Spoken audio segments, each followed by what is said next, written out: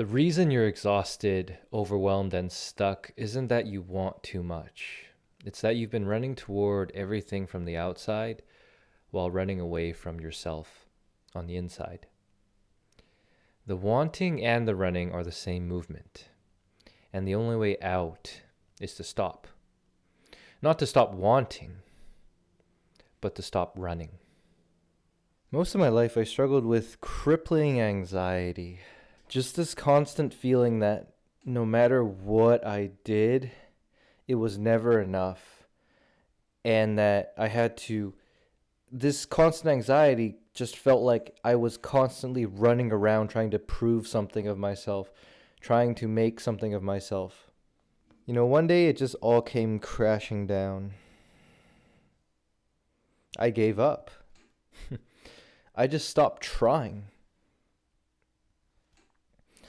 And to the person who is still in the frame of mind of, I need to hustle and grind and make my way to the better future. It's not so much that you stop striving for a better future, but it's that the primary question in your life doesn't become, how can I have a better life 10 years from now? The primary question for your life becomes, how can I have a better life now? How can I live better today? Not a year from now, not 3 years from now, but today. You still have the long-term vision, the long-term goals, but the focus isn't on the distance between them. It's at where you are now. I realized I was on a constant hamster wheel when I was thinking like that. It was just this never enough, never enough, never enough. Go, go, go, go, go. Work, work, work, work, work. Do, do, do, do, do. But I literally did not know how to enjoy myself. How to be here now. Rather than being in a state of how can I gain? How can I become? How can I be more successful? How can I be better than I am now? Of course, these questions still drive me, but it's become more like, how can I serve? How can I show up? How can I be present? How can I be here? How can I be here and not lose myself? Because what is the point of success if you don't have yourself? A lot of people completely forget who they are in the pursuit of success, in the pursuit of money, in the pursuit of happiness, even in the pursuit of freedom. Because our minds get so tangled up in the concept, in the idea of what freedom is, of what success is, what love is, that we live for the concept and become unable to enjoy the actual thing. Because what's driving us is the behaviors of the past. We were conditioned in some past way, or many past occasions, where we were told, this is the definition of success, this is the definition of freedom, this is the definition of wealth. And then we have this idea in our mind of what those words mean. And a lot of the times those definitions are not our own definitions, they're the society's definitions, the collective understanding of what success, freedom, love, what that all is. And then we spend all our time chasing it. And then we get stuck. We get stuck because we're chasing and chasing and chasing and chasing. But we're not finding. We don't get there. I think of a time when I was obsessed with girls, right? Because that was a huge block for, a decent amount of time. Especially, in my teenage to early adulthood. I guess I'm still early adulthood. But Um, it was just a block. It was just a block. The same way that money is a block, the same way that love is a block, the same way that freedom is a block. It's so funny because once you actually see it, you realize, oh, I don't actually need a ton of money to be free. It's just that I haven't allowed myself to feel free, to be free, because I've blocked myself from freedom because I think, oh, I need to make millions a year in order to have a freedom lifestyle because some influencer on Instagram paints that lifestyle and has conditioned me to think that that's what freedom is. It's like, no, what if you could just be free because you choose the way that you want to live? And by that definition, you do the things that you want, or you don't do the things that you want, and then you make excuses as to why you're not free, when at the end of the day, it has been your own decision all along to choose what you do. Only you've given yourself the illusion, you've blocked yourself because you think, oh, I didn't choose to do this. Well, you did choose to do this because nobody is forcing you to do it. Right? You know, blocks with freedom, blocks with love, blocks with women. Right?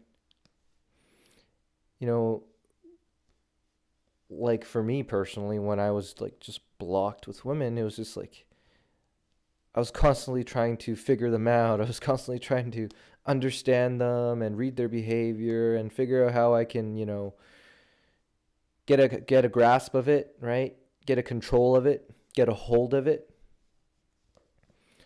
But it's like the funniest thing because when you release the outcome, when you release needing to control, when you release needing to find love, then love kind of just starts unfolding in your life.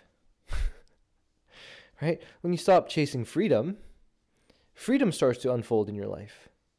When you stop chasing success, success starts to unfold in your life. When you stop chasing money so hard, money starts to unfold in your life.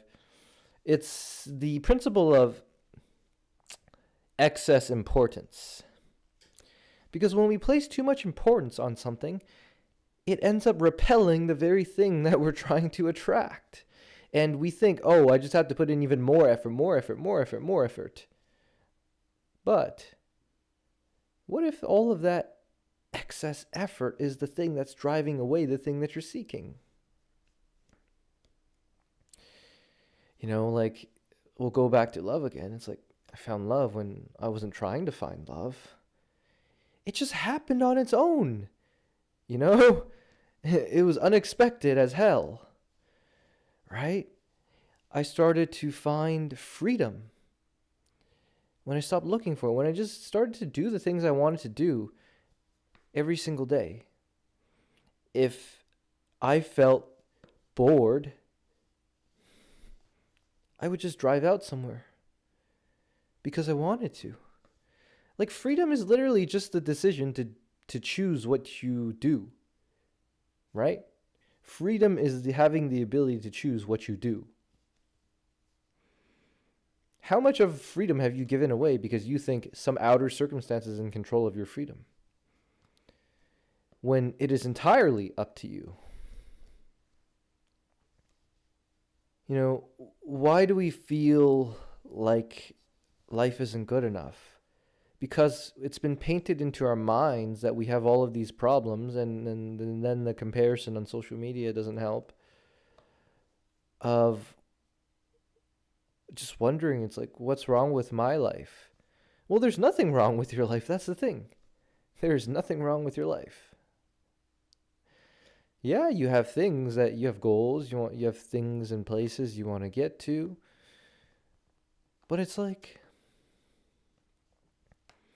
you don't need to be so tense trying to get to it. What if you could just get there kind of just cruising along, right? It's like if you're trying to run a marathon, you're not going to try to sprint.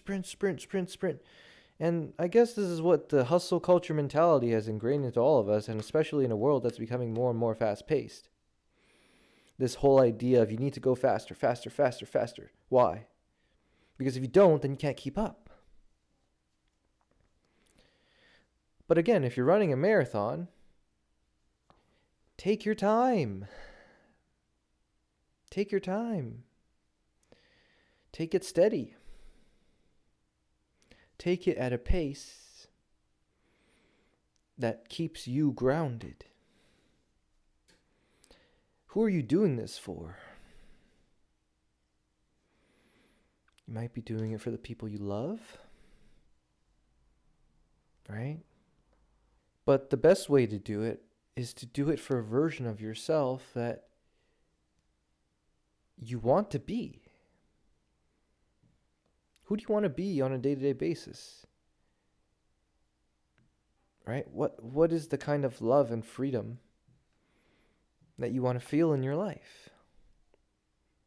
Can you live in accordance with it today? Can you just relax, chill out, be the person that you want to be, and through being that, let it all work out? Right? Notice it's not from a place of tension. It's not from a place of trying super hard. It's from a place of, hey, this is who I've decided to be, and I'm just simply going to be that person. And through being that person, the things that I want to create can happen, but they don't have to happen artificially. They can just happen naturally as a byproduct of my being. This level of being is not familiar to most people, right? Because we're so used to the stress. We're so used to the constant, our nervous system constantly being in fight or flight. Well, because of the fundamental belief that we need, the harder we work, the more effort we put in, the more strain we put on ourselves, the more tension we put on ourselves, then the faster we can get the things that we want. Only to the people who have discovered through all of the tension, but being completely burnt out by it, when their body became sick, when they finally injured themselves, when everything inside of their spirit just said fuck you and totally gave up. That's not a moment of weakness. That is your own body, your own soul, your own heart telling you something way deeper. And that's when you start to learn that you're not just your mind. Because in the first chapter of, let's say, your consciousness, is you think you're your mind, you think you're your thoughts, you're completely identified with your thoughts. And so what happens in that state of consciousness, and I struggled with this for the longest time in the beginning of my journey, is my mind would constantly be in a battle with itself. It's like, well, I want to eat junk food, but no, you can't eat junk food because you have fitness goals to work on. Well, I need to study, but I want to play video games. No, you can't play video games because you need to study and then you need to get good grades so that you can get good grades. And if you get good grades, then you can land a good job and you can make good money. Those kind of thoughts. When you're solely identified with your mind, what you end up with is constant internal turmoil. Your mind is never at peace. It's like, why can't I sit here with my feet up and record something and talk to you completely unscripted? It's because I don't care anymore. It's not that I don't care. I want this to speak of a message that's deeper than anything scripted could ever be. I personally find that when I script things, it takes away from the soul of the message. You know, in an age where AI can easily just write me the entire transcript and then I just verbatim read word for word what the AI has spit out, it's like, yeah, I could do that. And to somebody who's operating on the lower level of let's say, spiritual, on the spiritual ladder, let's say, even though it's like at the end of the day, we're all just one, okay? Uh, but for differentiation's sake, let's say they're operating at a lower level. They think they're getting all of this information. They think, oh, I'm learning this and that about this, about consciousness, this about love, this is about success. And then if I reframe my mind this way, then I can finally, I've cracked the code. I've unlocked one more piece of the puzzle. But to someone who's higher up on the level, you start to realize the information is not the problem, because you can never have enough information. When you're constantly identified with, the shiny new object, the shiny new next piece of information, this will teach me something. This is something I didn't know. Intellectual ideas. Now, these intellectual ideas might be very powerful, but this ties to the point that AI, we have the hive mind, we have the entire world's consciousness, we have the entire world's intellectual power at our fingertips through AI. So it's not information that we're lacking anymore. Information has become so democratized. It's crazy. First we had Google. Now we have AI.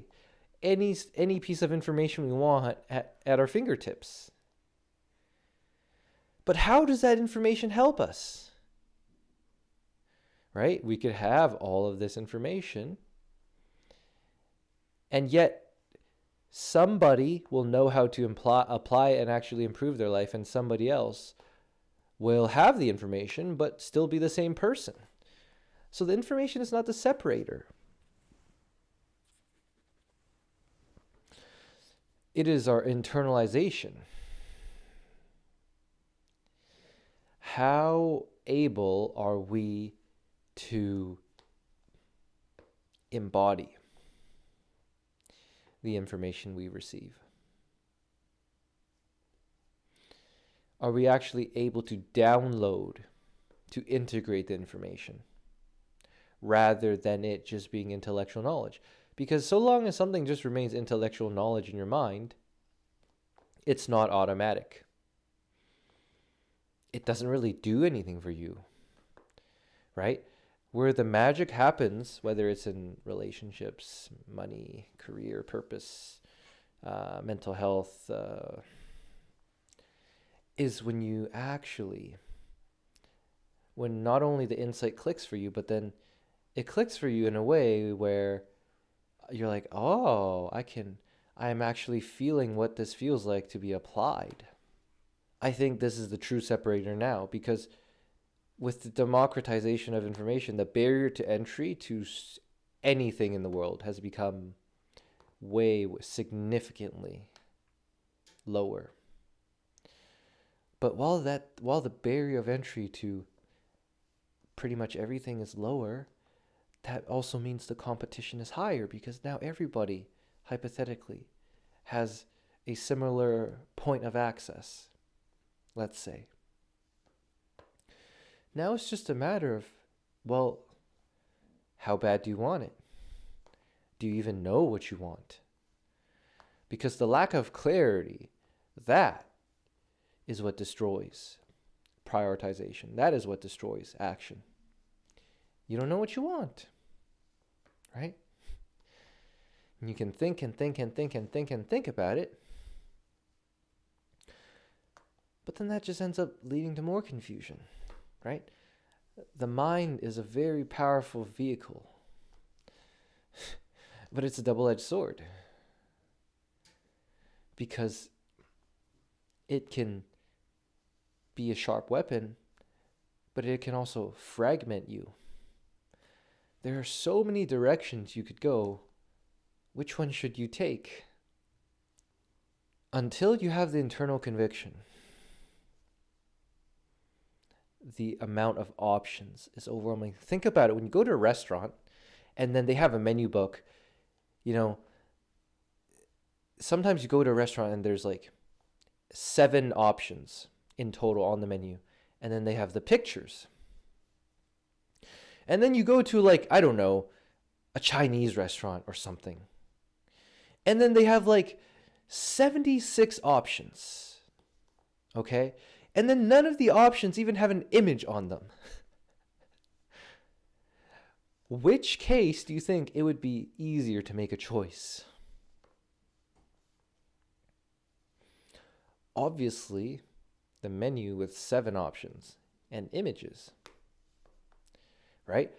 So the analogy I'm pulling here is that this internet age and this AI age has become analogously, metaphorically, and probably and literally become the same thing as the menu option, because we have too many fucking choices today. We don't know what the hell to do, right?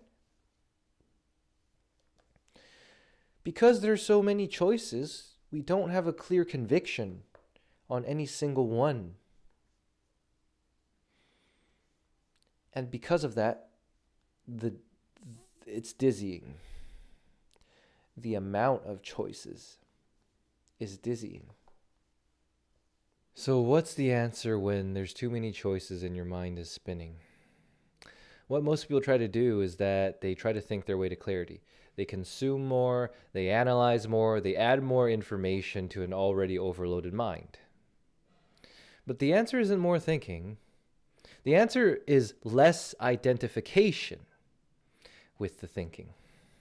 There are 2 stages that most people don't know exist. The first is self-consciousness. Okay? So I'll give you an example, right?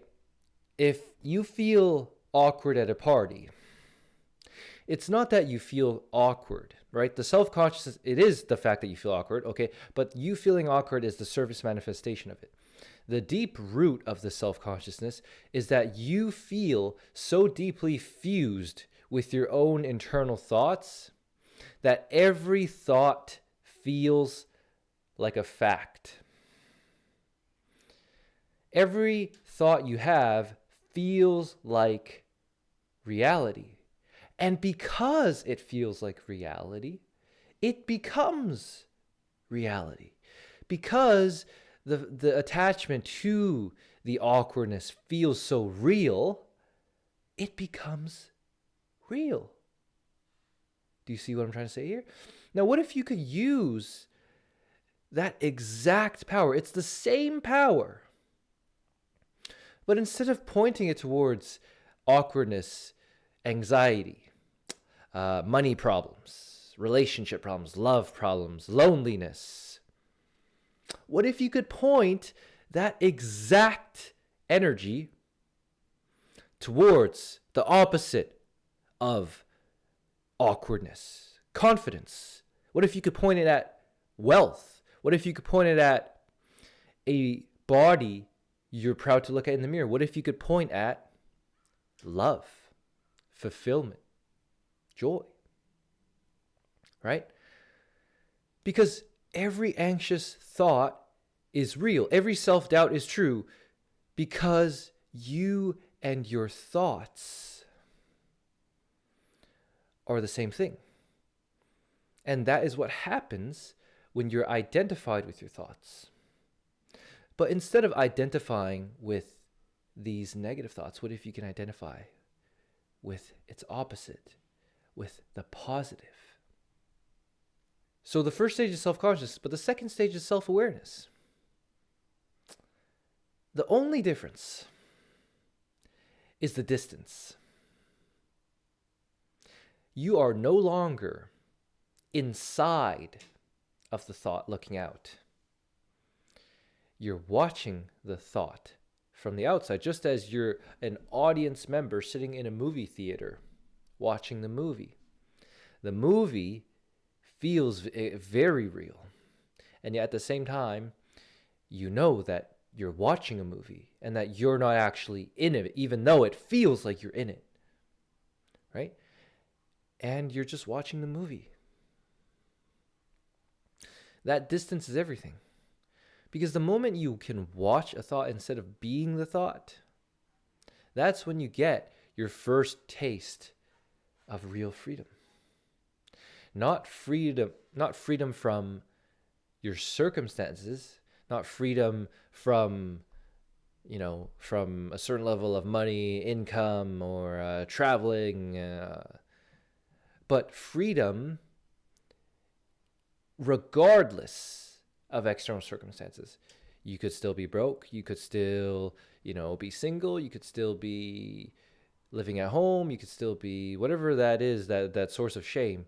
But the freedom doesn't come from you escaping the actual circumstance. The freedom comes from you escaping the circumstance in your mind, in the sense of you're no longer attached to it, because it's just another thought. It's freedom from your own mind. And when you have that disassociation, right, that lack of distance, that lack of closeness to your thoughts, that's when your choices stop being dizzying, because there are fewer of them. You have a center to choose from, right? It doesn't feel like everything's coming at you all at once. Instead, it feels like, okay, here are all the options. I have all the time in the world, and I'll simply pick one. And then you stop asking, what should I do? And you'll start asking, who am I? Who do I want to be? And then the answer to the second question makes the first one obvious. Because your actions arise from the identity of who you are. Go and create that identity. Go and create the conviction of, this is who I am. This is who I want to be. And so this is who I am. And work on that. Because the more solid that foundation becomes, the easier the actions of what should I do becomes. The what should I do is unclear because you're not sure of who you are. Right? When you have that certainty of who you are, this is who I am, then the actions of what you do are just the natural byproduct. Thank you for joining me on this one. I hope you got some good value out of this. Keep in touch with me on Instagram if you have something that you'd like to share. And other than that, peace out. See you in the next one.